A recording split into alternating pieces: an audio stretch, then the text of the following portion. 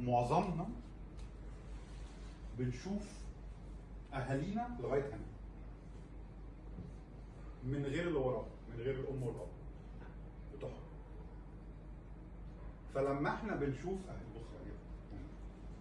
لما احنا بنبص على اهالينا لوحدهم من غير اهاليهم، بنتخيل المفروض يكونوا ربنا، لان مفيش حاجه فوقيهم.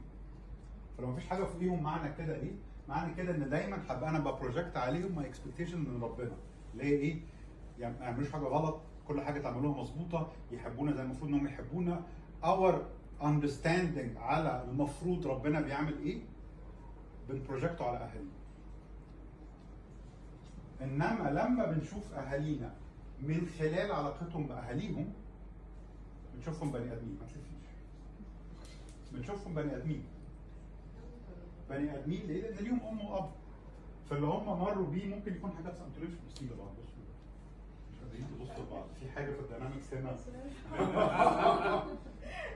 بص ده.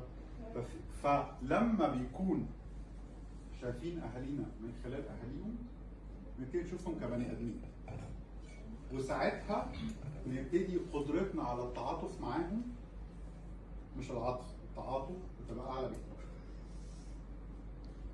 لان الاهالي دول كان ليهم علاقات مع امهم وابوهم، حاجات عملوها، حاجات ما عملوهاش، حاجات ساعدوهم فيها، حاجات ما ساعدوهمش فيها، فصار دي بقوا بني ادمين.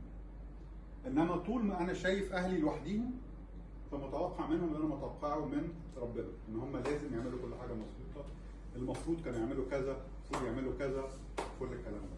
فاوتوماتيكلي من اكتر الحاجات اللي بتساعد في علاقتنا باهالينا ان احنا نعرف ان ليهم اهل،